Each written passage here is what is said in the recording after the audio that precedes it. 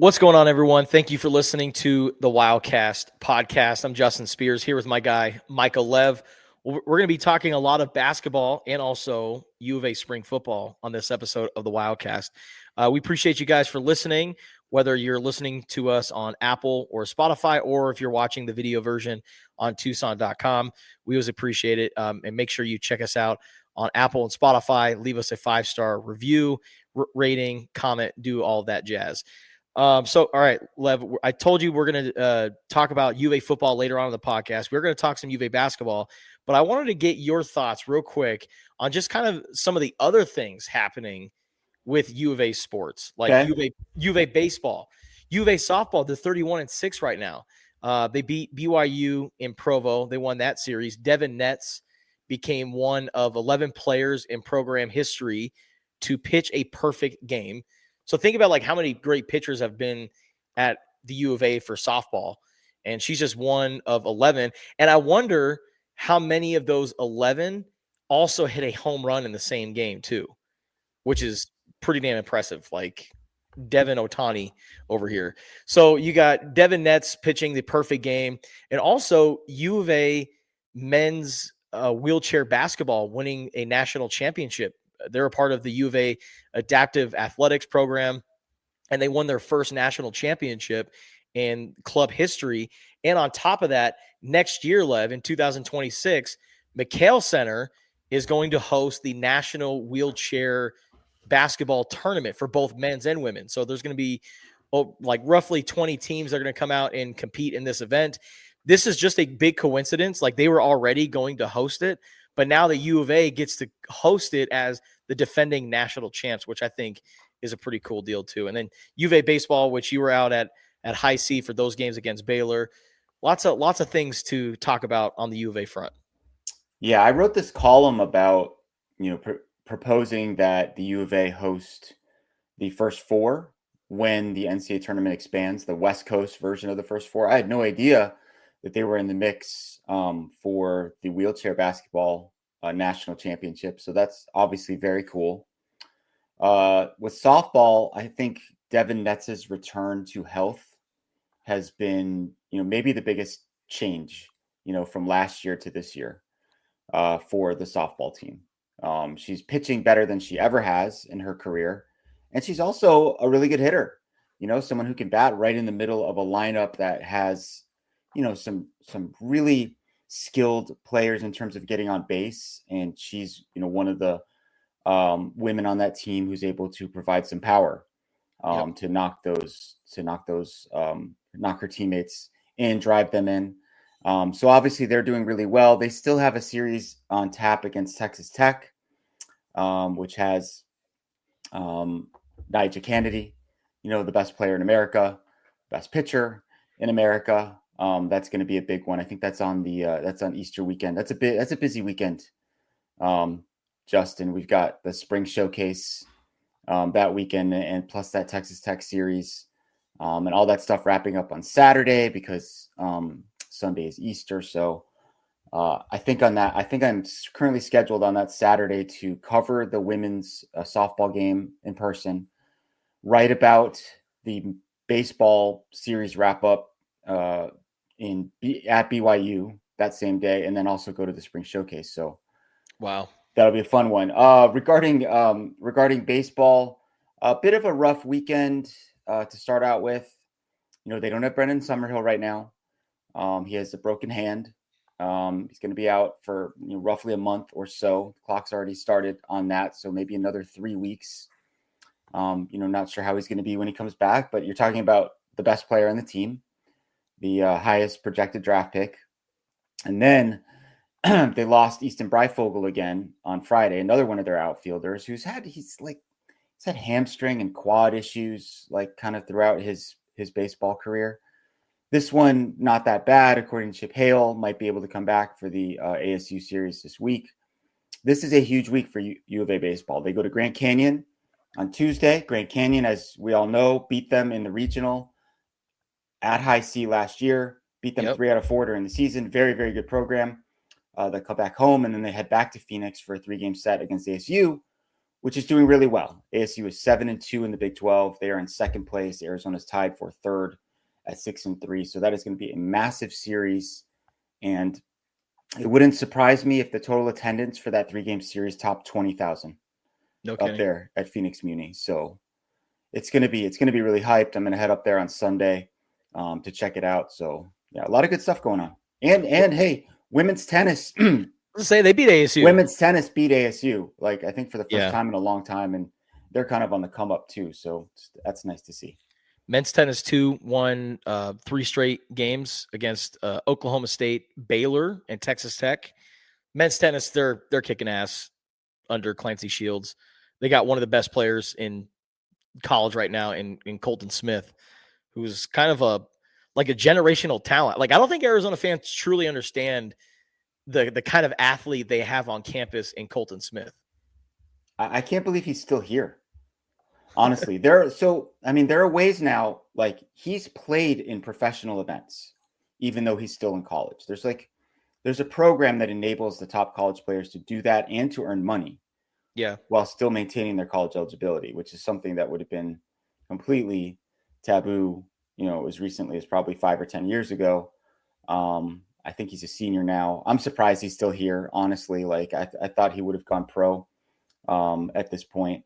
But yeah, I mean, they've made 2 Sweet 16s in a row, maybe 3, at least 2. They won the Pac-12 championship last year, the tournament, which I don't think they'd ever done. So that program is in really, really good shape. And I probably, will be vying for a national championship a month or 2 from now. You know who should be vying for a national championship next year with the roster they could potentially build is Arizona basketball. I mean, even though they fell short in the tournament, man, adding a player like Koa Pete, they might get Carter Bryant to come back. Henri Veesaar is probably going to come back. I'm curious to see what happens with guys like Mo Krivas, right, coming off that foot injury. Where does he fit into the mix? Or maybe does he decide to explore his options and go to another program? Just seeing where the pieces fit for next year is going to be interesting. I'm curious to get your perspective on that, Lev, but Arizona basketball, the season just ended a few days ago. They lost to Duke in the Sweet 16. And listen, if you were to ask me, going into the game, how do you feel about Arizona's chances? I'm like, I like their chances. I think they're going to put up a good fight. I don't think they're going to get ran over like Baylor in the second round, but I think Duke is Duke, and Cooper Flagg and Con Knipple and Maluwats. Like, they have so much firepower and so much depth, even though they played a relatively weak schedule in comparison to Arizona. Like, Duke is still just a great team. So it wasn't a big shocker to me that Arizona lost that game. They put up a really good effort, and Caleb Love had one of probably the best scoring efforts by an Arizona Wildcat in NCAA tournament history. 35 points. He was just a point shy from tying his career high. Like, what more could you ask for a guy like Caleb Love? So I think even though Arizona lost in the Sweet 16, I think if you're an Arizona fan, you should feel proud about how this team just kind of overcame the adversity after such a rough start to non-conference play, and then kind of finding themselves in Big 12 play. They had such a strong outing at the Big 12 tournament, and then they looked good in the NCAA tournament. I think you could live with the results if you're an Arizona follower. Nobody likes moral victories, right? But I know Arizona fans don't want to hear that, but I know when you look at Duke's results, right? They beat Baylor by 23. Then they beat Alabama by, if I can do some math here, 20. Yeah. Right? They beat Arizona by 7. Okay. Again, Arizona gave them probably doesn't make anybody feel all that great about it, right? Arizona scored 93 points against one of the best defensive teams in the country. They gave up 100. That's, this is why they lost. I thought their defense wasn't very good. Duke has the guy who is 100% going to be the number 1 pick in the draft. It's not even debatable. Best player in college basketball. They played really well in that game. I mean, how many teams do you think could have beaten Arizona this year? Probably not many. Duke just happened to be on that very short list, right? in a year when the number one seeds are all really good. They're all going to the Final Four. Duke's probably the best among them. It'll be fascinating to see if Houston is able to put the clamps on them. Houston's kind of able to put the clamps on everybody that they face. So, very interesting matchup there. But I thought it was, probably like a B+ game that Arizona played, maybe even A-. I thought the biggest issues they had against Duke were on the defensive end, pick and roll coverage, preventing penetration. I mean, guys, especially Cooper Flagg was just getting into the lane way too much and either scoring himself or getting fouled or setting up his teammates. It was very Luka Doncic like, how he would just sort of slow play it, get into the lane, and then help comes over, throw it up for a dunk. Yep. Or help comes over, miss the shot, but because the help came over, there's no one to clean up the defensive rebound. So Duke gets another possession. It just happened over and over and over again. And that's what Duke does. They've got, like I said, the best player in the country. They've got 3 projected lottery picks. They've got enough shootings around them, and they're good on the defensive end too. Yeah. And Arizona still, I think, gave them a real run for their money. A couple plays here and there, it might have been a different story. I think a good season. And I think there's potential for greatness moving forward. But as we sit here today on Monday morning, we just have no idea what the roster is going to look like, right? I mean, you mentioned Henri Veesaar. There's rumors that he's going to go in the portal. He might not, could be back, might not be. I mean, you could say that for just about everybody, right? Carter Bryant is probably, I would guess, going to test the NBA waters, right? And see where he stands. It's just how it is this time of year in college basketball. There's a lot of uncertainty, and it takes a long time to put your roster together and figure out what that's going to look like. But for guys like Carter Bryant, I'm not going to the NBA draft unless there's a team that comes out and says, hey, if you're available at this pick, we are taking you. Even if it's a team that's in the mid-20s, yeah, I would go. Guaranteed first round. If you're promising me that you're going to take me at this pick, then yeah, I'll go. But if he's a fringe guy and he's not getting any promises from any teams in the first round, I would come back another year. And that's kind of the beauty of revenue sharing in college athletics and also NIL. Think about how much money Rancho Saurita is going to give Carter Bryant for doing commercials next year, talking about their neighborhood, even though they don't actually show the neighborhood. They just show a park where they're playing basketball. That's one thing I always found interesting about the Rancho Saurita commercials. They don't show the neighborhood. They just show that little park, but all the commercials, the NIL deals, there's so much that comes with playing at a program like Arizona, especially if you're Carter Bryant. Your piece of the pie for revenue sharing on the Arizona basketball rosters is probably going to be top 2, top 3, because you are the face of the program. So this current structure of college athletics with revenue sharing and NIL, it allows guys like Carter Bryant to stay, develop, and then you know what? Maybe in 2026, we're talking about Carter Bryant being a top 10 pick. Why? Because he was the face of a program that could go to a Final Four. We could be talking about Arizona contending for a national championship when it's all said and done. So I think for Carter, in my opinion, I think it'd be smart for him to come back, team up with Koa Pete, team up with potentially Braden Burries, Jaden Bradley can come back. I think Arizona could actually keep kind of the core of the guys that, minus Caleb Love, of course, and KJ Lewis, but I feel like they can keep a lot of the guys they have currently on roster. And then when you add in Koa Pete, Braden Burries, and heck, we didn't even talk about the other guys in the 25 class, like Bryce James and that Dwayne Aristode guy, who's also a 5-star player. Arizona could be loaded next year. So I don't know. But going back to Carter Bryant, I think for me, I'd probably stay if I were him. So we kind of made the same argument last year for KJ Lewis, right? There were some, mock drafts that had KJ going at the back end of the first round. I said, hey, do what Ben Matherin did, right?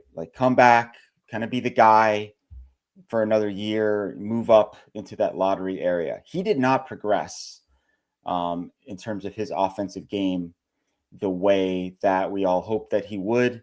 His 3-point shot actually got worse than the year before. He did become, I think, a better driver of the ball, developed some mid-range pull-up shots. He But, was banged up too. he was, but if you're going to be a 3-and-D player, you have to have the 3 element Yeah. to your game. I think Carter Bryant's already there. I think he's on a different level of prospect. I don't know if he's going to look at all at how things went for KJ and sort of have some concerns that his game could develop. When I look at Carter, he's got the 3-point shot. He's got the help defense elements. Like he can block shots, he can make steals, like very natural, instinctive, and aggressive on the defensive end. He doesn't have the intermediate game, right? Like he can't create his own shot right now as well as you would like to see for someone with his talent level. Like beating people off the dribble. And then once you do, knowing, having some moves, right? Other than like we've seen him dunk the ball with authority, but it's often on a putback or it's an alley-oop. It's not, moves of his own creation. So, I mean, that's the area where he still needs to grow. And he certainly could do that at Arizona, especially if he were in a more prominent role. He's also a kid who he's like an Arizona fan for a long, long time, right? Didn't his aunt, I want to say it was his aunt, played a sport here. Can't remember all the details of that, but he's like Volleyball. volleyball. That's what it was. So he's wanted to be an Arizona Wildcat for a long time, right? Obviously, when a lot of money's being thrown around, like sometimes those arguments, those feelings go out the window. But we'll see. I mean, it would really, if they're able to bring him back and they add Koa Pete and they add Braden Burries, and let's say Jaden Bradley returns as your point guard and Krivas and Awaka are back in the post, that's a team. That's like a top 5 Final Four type of team right there. Absolutely. Henri Veesaar and Mo Krivas, how would that work? They were both back, I mean, I think Henry's miscast as a 5. Like he's really a stretch 4.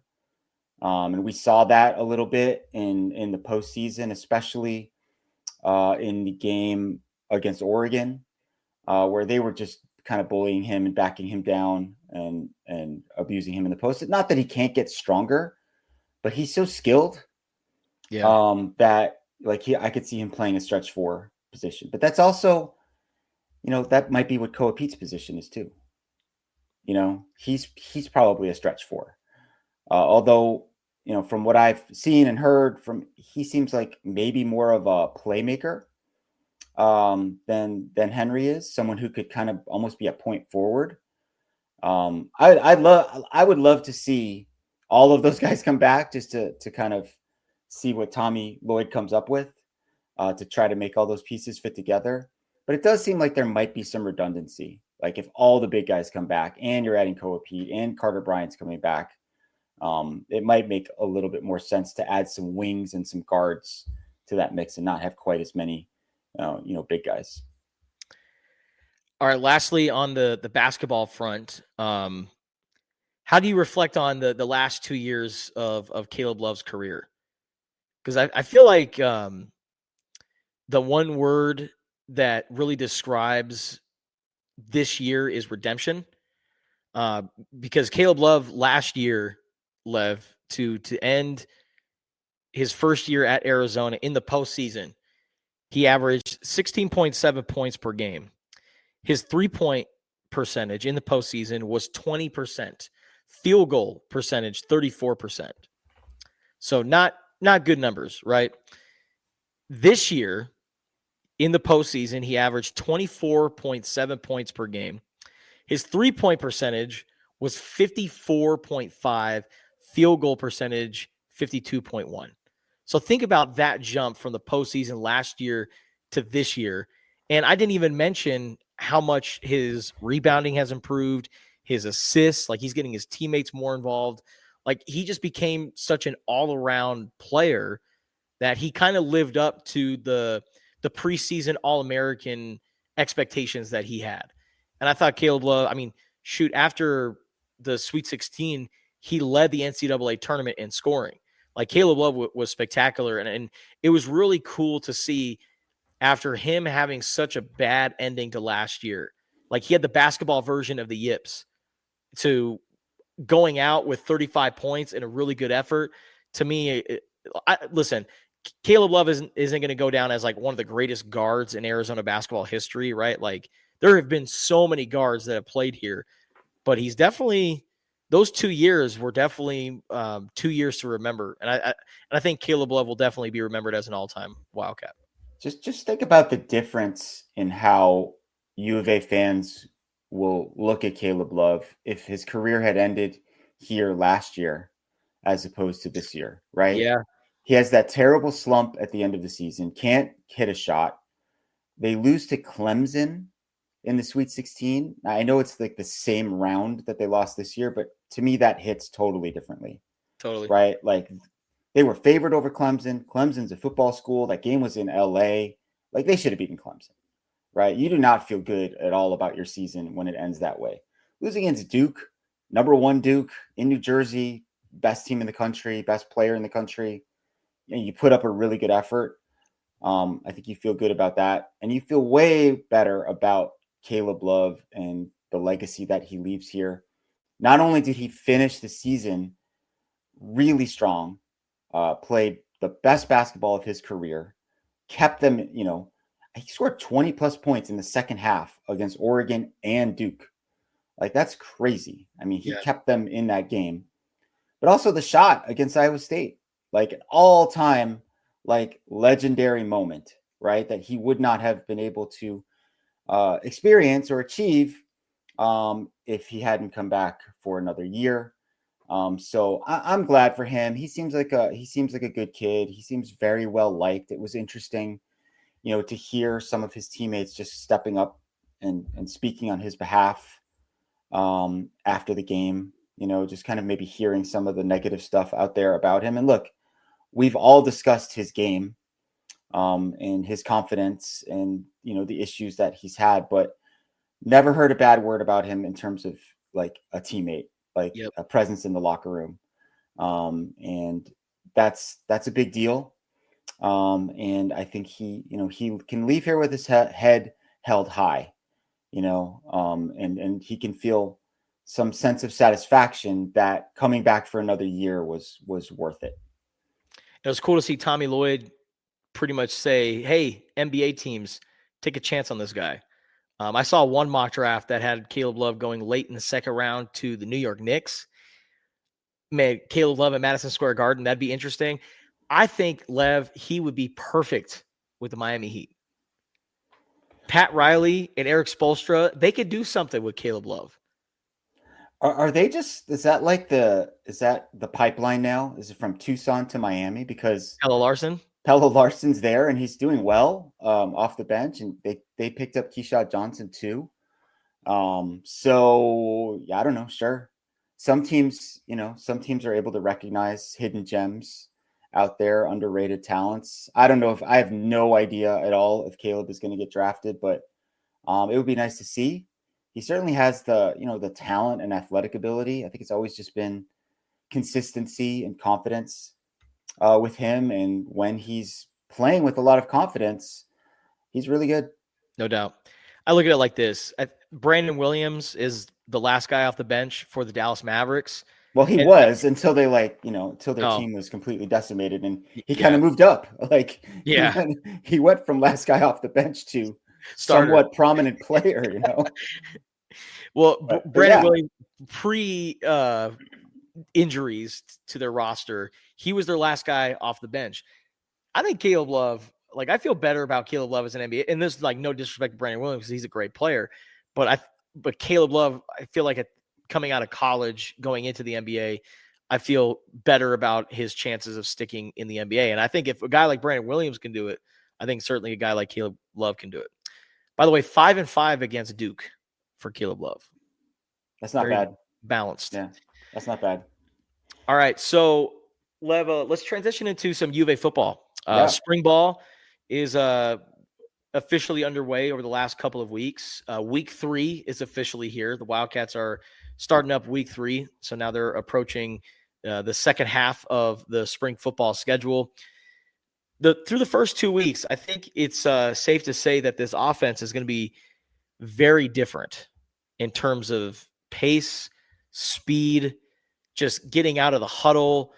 They do this weird bird call in between plays, which I'm not sure what it is. And Arizona offensive line coach said, or Josh Oglesby, he said it's proprietary information, which I thought was so funny. So the offense, though, it's just moving at such a fast pace. And Noah Fafita was like, day one, I thought we were moving fast. And even Seth Dagey was like, no. We have to go at a faster pace. So this offense seems to be getting into shape. They seem to love to play fast. I can't wait to see how the running backs are going to be used in the passing game. I can't wait to see all the different designs that Seth Dagey has drawn up. I feel like this offense is going to be night and day different than what we saw this past season. When you're saying all of that, I was thinking back to the Rich Rod days. I mean, that's one of the core elements of his system is to go fast, right? No huddle. He's definitely more of a quarterback run, spread option type of coach. Where I think Seth Dagey comes from the Mike Leach background, but he's incorporated a lot of different elements that he's picked up along the way and has shown the ability to adapt the system to his personnel. Marshall was more of a running team than a passing team last year, despite Seth Dagey being a quote unquote air raid disciple. So it is going to be very interesting, and I think much more fun to watch. Last year's offense was not fun to watch very much, if at all. Other than the occasional big play from Noah Fafita to Tetero McMillan, there just really wasn't a lot going on. There was no consistency. Everything was kind of slow. They didn't utilize certain parts of the field as much as we thought they should have. I think Noah struggled in a lot of ways in that system. And there's just a big emphasis now on getting the ball out. Yep. Like as fast as you can, spread the field, get it to your playmakers in space, and let them do their thing. It's just whatever you saw, whatever you remember from last year, to all the fans out there, just put it out of your mind, because it's a Men thing in of the Black. past. Yeah, exactly. That is a thing of the past that's gone. This is a totally new offense, and hopefully a much improved offense. It wouldn't take that much to be better than what they were last year. Some rising prospects that you've noticed in the offense so far. Of course, Noah Fafita, he's QB1, literally one. Changed his jersey number from 11 to 1. Looks great out there. But I'm really loving what I'm seeing out of this wide receiver group.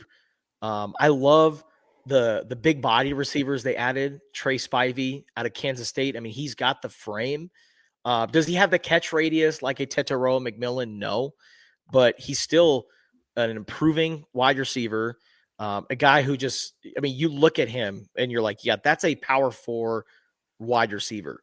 He's all of 6'4", 205 or however much he weighs. And another kind of big body receiver whose stock is improving is Brandon Phelps, who he's a redshirt freshman, and he didn't play last year. He redshirted, but he left his high school career as one of the best receivers in Arizona State history. State record holder for career receiving yards, career receptions, and also touchdowns too.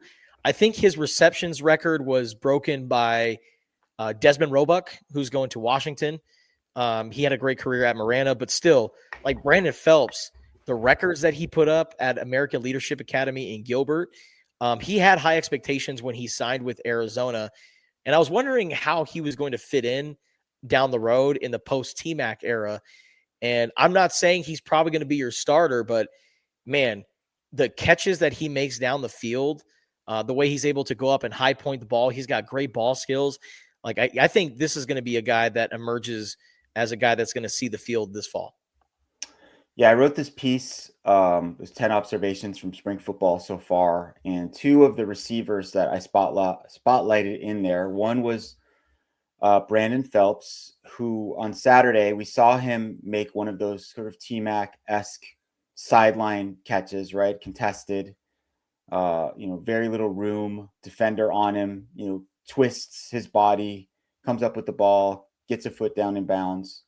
And then, during one-on-ones, he had just a perfect rep, right? It was an in-breaking route, and his technique was just flawless. Like it was like a perfect, 90-degree angle on his cut, and he ended up making that play as well. So I think he's someone who's rising. He just looks bigger, stronger, fitter, more confident out there. And the other one that I mentioned was Javen Watley, who's one of many, many transfers that they've brought in. He played at Chattanooga. Yeah, last year. And when I looked at his, advanced stats and his overall stats, like his numbers kind of declined, in his last year there. So I was a little bit concerned, like his contested catch rate wasn't that great, and his drop rate was up from what it had been. But I don't know. I don't know what the circumstances were. Like, I don't know what Chattanooga's quarterback play was like last year, or what their offensive system was all about. But he has looked like someone who they're going to have to put out on the field, right? Like as a slot receiver, quick, fast. He's getting open. He's making plays. He's getting behind the defense. He's catching the ball. Now, look, we all thought Jeremiah Patterson, in training camp last year was kind of in that same mold. So there's a long way to go. Been fooled in the past by, spring stars, but he's off to a good start, right? I mean, what more can you ask of him? Like if he was struggling and seemed like he didn't belong here, that would be much worse. So promising signs from a completely revamped receiving core. Running backs too, Ismail Mahdi, very shifty, quick, looks like the kind of guy who could almost bring similar traits like Ja'Cory Krosky-Merritt. I mean, Ja'Cory was a little bit bigger than Ismail Mahdi, but this guy is very patient, very shifty, can run in between the tackles, and he's really good as a receiver too. And a returner like Ismail Mahdi is going to be a really solid player. And I've been liking what I'm seeing out of Quincy Craig too, the transfer from Portland State. He's got some burst too. I think the running back room is in good shape if someone like Quincy Craig is your number 3, which he probably is right now, right? Behind Ismail Mahdi and Kedrick Reesano, the returner and presumptive starter. I thought it was interesting when we talked to Kedrick the other day, just how much more comfortable and confident he seemed to be. Like he just seemed like he matured a lot. I think we talked to him maybe once last year, but he just had a different aura about him, like which happens a lot to players or to young people when they're in college, right? I mean, that is a time of growth and maturation, and I have really high hopes for Kedrick this year. I think he's got kind of the best all-around skill set of all of those running backs, certainly the most power among them. I think they're going to use multiple backs, even multiple backs at a time in this offense. And like you said, they're going to be more involved in the pass game than they were this last season. But I think he could have a really good year. Whatever that means statistically, I don't know, because we don't know what the usage is going to be. But they've rebuilt that room as well. I think he's unless you count, like someone like a Caden Luke, he's the only one who's back, right? Kedrick. Yeah. It's like all newcomers and a couple freshmen, one of whom is here now and another one coming. So yeah, great job of addressing the skill positions, which is, a good transition, Justin, to I'd say one of the two positions that's the biggest concern on the team, right? It's probably offensive line. Yeah. What do we make of that unit? Well, so okay. So I think honestly, with how Seth Doege is running his offense, I feel good about Tristan Bounds and the way he is built. So like when you look at Tristan Bounds, he's the tackle transfer from Michigan. He's 6'8", 305, but man, he looks like he's almost like 285, 290. Like he's very tall, very lean. But like Josh Oglesby said, 300 plus pounds looks different on a 6'8" frame than say a guy who is 6'2". And I think the way Tristan Bounds is built, it's perfect for Seth Diggy's offense because they're going to play fast. So they want him to maybe put on a little bit more weight, but they also still want him to utilize his mobility because that's going to be so important over the course of the season. So I like Tristan Bounds at tackle. I think Ty Buchanan is also a really nice addition out of Texas Tech.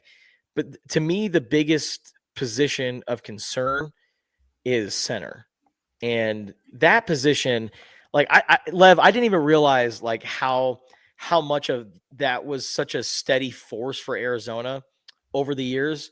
So like I dove into like the Arizona's like last 6 years from 2018 to 2024. The two guys that have been at center were Josh Baker, and before him it was Josh McCauley. And I didn't realize this, Lev, but between 2018 and 2024, the Joshes, they started 75 out of 78 games. Like Grayson Stovall started last year against Northern Arizona. I think it was Robert Conjol started a game, and then like Stephen Bailey, I think, was another one. But outside of that, it was McCauley and Josh Baker. And both those guys were warriors at that center position and were so smart and were great leaders of that offensive line. And now not only do you have a new center, but this new center has to learn Seth Diggy's new offense. So trying to figure out that position group is going to be interesting.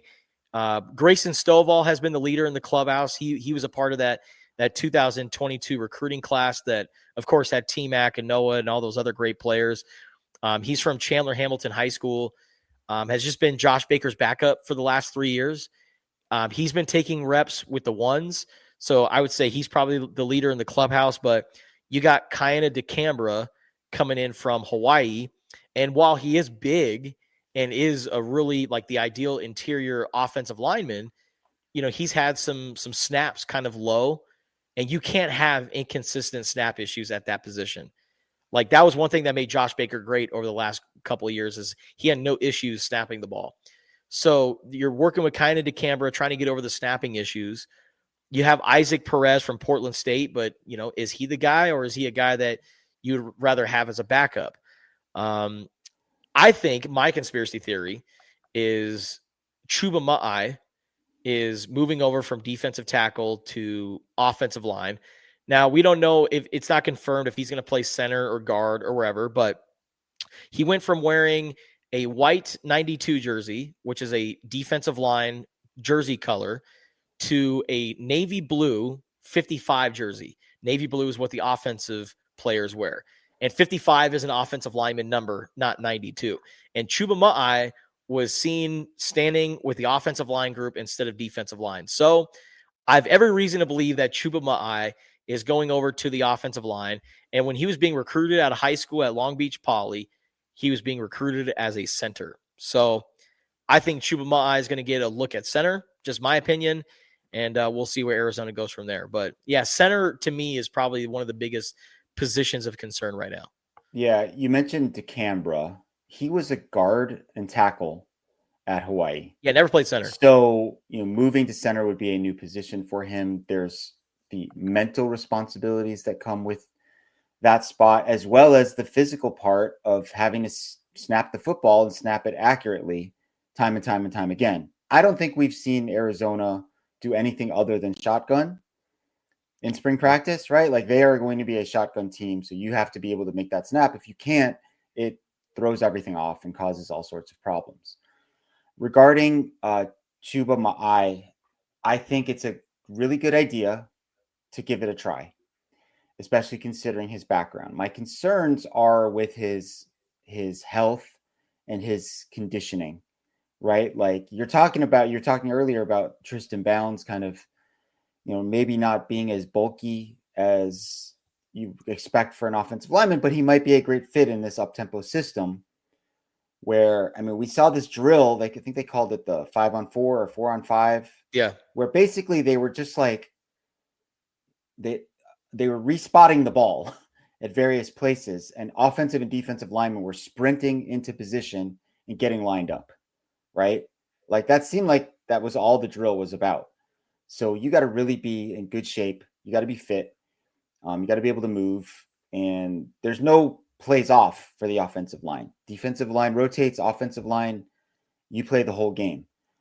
Chuba Ma'ai has not been available on a full-time basis since he's been at Arizona. Like he's had a variety of injuries. He's missed a lot of practice time. Like if you're going to commit to this player in this critical position of center, I mean, you got to make sure that he's out there all the time, right? Now, I don't know what his injury issues are or whatnot, but availability is an ability, and he has to make sure that he's available as much as humanly possible for this to work. Like No I doubt. believe he has the skill set to do it, but does he have the health? Does he have the fitness? So yeah, interesting experiment to say the least. If you're gonna do this sort of thing, spring is the time No to doubt. give it a try, right? That's kind of what spring football is for. Also, on the defensive side of the ball, Yeah. who are some guys that have stood out to you? I like the defensive linemen a lot. Like I think the addition of Deshaun McKnight is going to be a big hit for them. He is a guy that really flew under the radar. Like when I saw his name pop up, I was like, "Oh, Deshaun McKnight from UT Martin. Let's see what this guy's about." Uh, I would say probably had a quiet career leading up to his time at Arizona. Like didn't put up like these insane numbers, but he's got the frame like effort to be an elite defensive tackle. He was recruited as an outside linebacker coming out of high school in Sumter, South Carolina, and then has put on like 80 pounds since since he became a college football player. So far in camp in spring ball, he has been making plays. Like he's gotten numerous tackles for loss. He's gotten to the quarterback.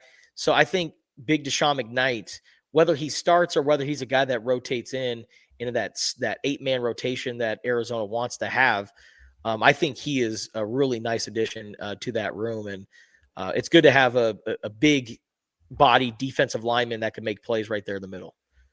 What about you, Lev?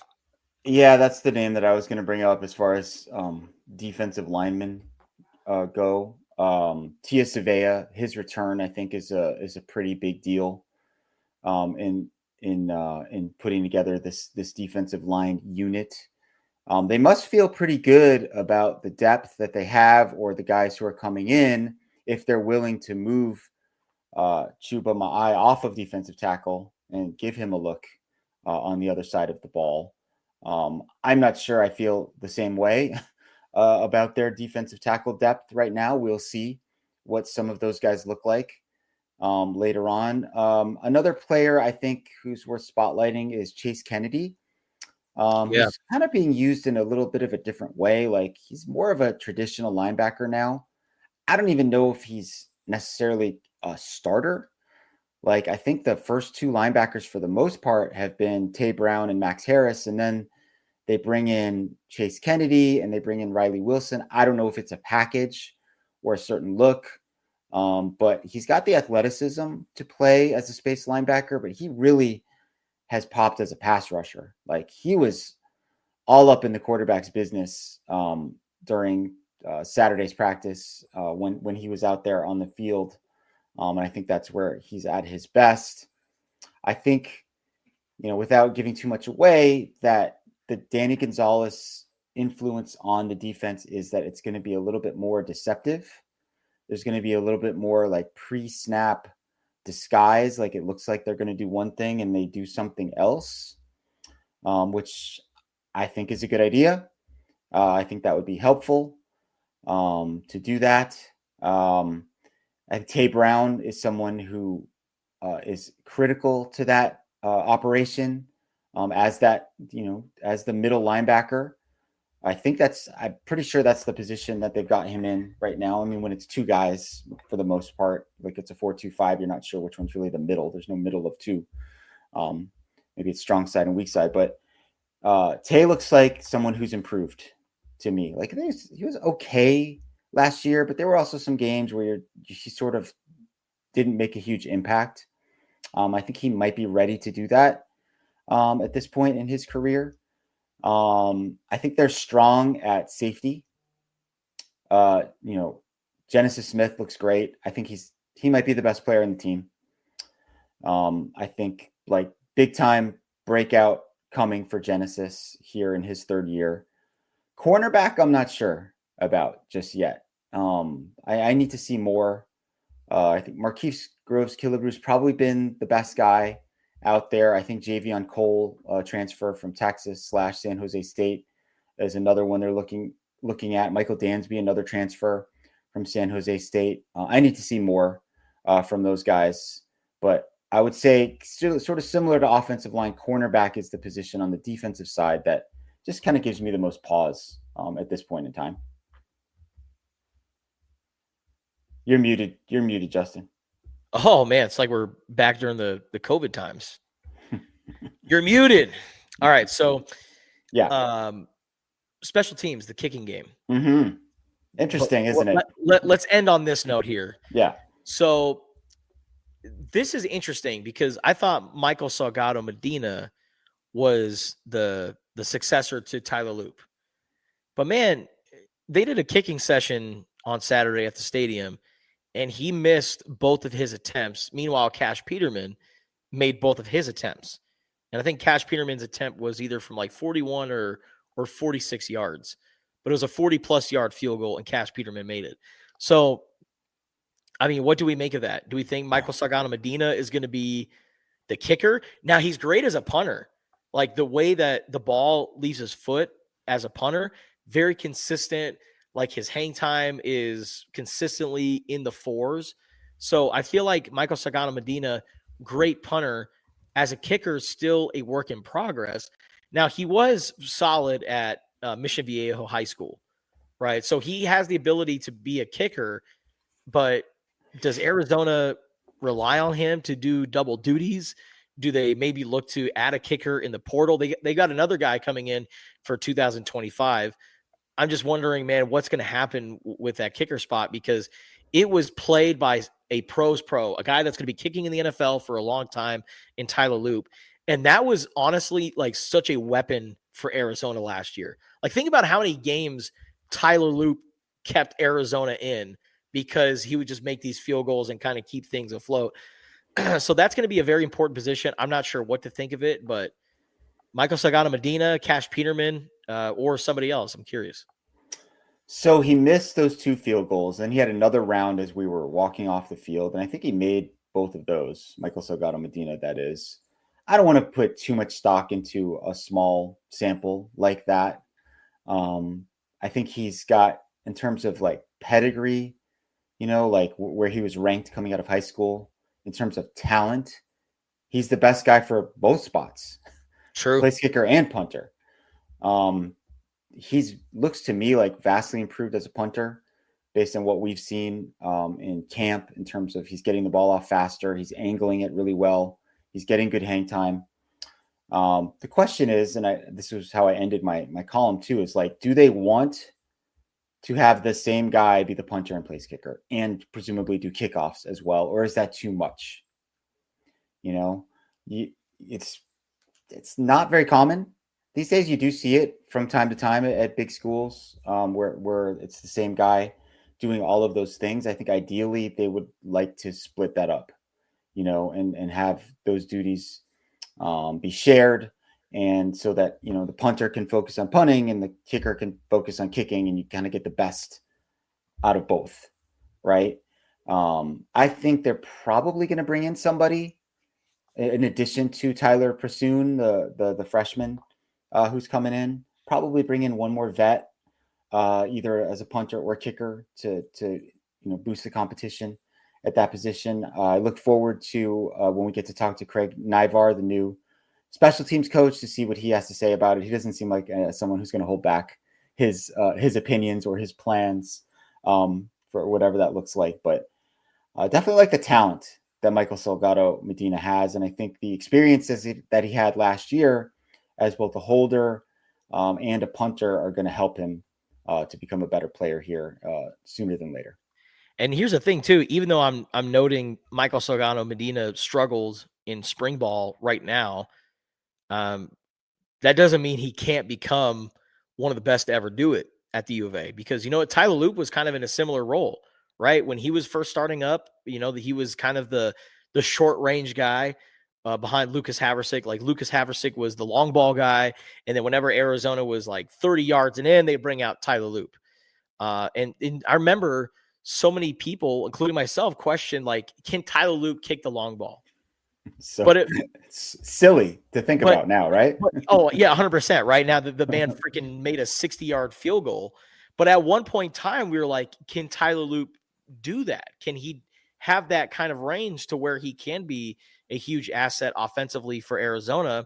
And over the last couple of years, he turned into this great, consistent kicker and also showed off his range too. So if you look at Tyler Loop's progress from the first day at Arizona until now, Michael Salgado Medina, I mean, shoot, who's to say he won't become the next great kicker in U of A history? Yeah, it's a matter of repetitions and experience and confidence, right? Like I didn't think he looked that confident kicking those field goals the other day, and in the second round he looked better, and it's just a matter of keep doing it over and over and over again, experiencing some success, seeing the ball, go through the uprights. It's kind of like, we're talking about Caleb Love earlier. When you see the ball go through the hoop, it boosts your confidence. So yeah, I think a very promising and talented player, whether he ends up as a place kicker, a punter, or both. And I also like last thing here, just the emphasis that they're putting on special teams this year with Craig Nybar. It's more, there's more intent, right, in that area. Like they are really, seems like they are determined to make that a strength of the team instead of just kind of an afterthought. Yeah. All right, so now we're on to week 3. Week 2 just ended. They had the coaches clinic, had 225 coaches in the building, which is 3 times more than what they had last year. Brent Brennan was the guest speaker last year because the football program, they wanted the coaches to get to know Brent a little bit more. And this year they brought in Antonio Pierce, who had a lot of interesting things to say afterwards. Yeah, you also check out Justin's story about Antonio Pierce. That was he is a fascinating character. He wanted to be the head coach. Love him or hate him, he is an interesting guy. He wanted to be the head coach here. He's like, I want to put 100 on them in 2020 because I wanted to coach here. So yeah, but yeah, they had Antonio Pierce, they had Marvin Lewis, and I think honestly, Lev, the one thing that is worth noting is, after Antonio Pierce talked, Brent Brennan told all the coaches, like, please, like, whenever you guys want to, please come by our practices. Like, we want to make this an open door program because we feel like we have stuff to offer to you guys and vice versa. So, like, please, I mean, not just, this weekend, but come by our practices whenever. To me, like, that's the kind of outreach that's going to carry you far in a place like Tucson, Arizona. So I think, I mean, and you've talked about this, Lev, like there just seems to be more intent. There seems to be more of a focus. Like now that they've had a chance to breathe, they finally understand what they need to do if they want to make this thing work. Yes, I think it's been a very successful offseason so far for Brent Brennan. Whether that translates to more success on the field remains to be seen. You could make a case that that's all anybody really cares about, but I don't think it is all anybody really cares about. I think all of the little things do matter, right? Making those connections, making the effort to reach out to the community. The spring showcase, I think, is a great idea, sort of maybe born out of necessity, but I think it's a good way to build those bonds and make some fans. And I mean, that's how you get people to come to your games, right? Show that you care, make the effort, make yourself available. I mean, this is Tucson, Arizona, right? I mean, this is not, Tuscaloosa or Athens, Georgia. Like you need to put yourself out there because, fans aren't going to come if they don't like the product or if they don't necessarily feel that connection with the coaching staff. And I think they're going out of their way to improve in those areas this year. All right, that'll do it for this episode of the Wildcast. We appreciate you guys for listening and watching. Check us out on Apple and Spotify and also Tucson.com. Make sure you get a subscription to the Arizona Daily Star, $4.99 a month. And that's kind of the sports only subscription. So get that. It's totally worth it. Download the Wildcaster app. You get 2 free stories a month. But if you subscribe today, you get the whole enchilada. And the Wildcaster app has a lot of great stuff. So make sure you download that off the App Store and Google Play. All right. For Lev, I'm Justin. We appreciate you guys for listening.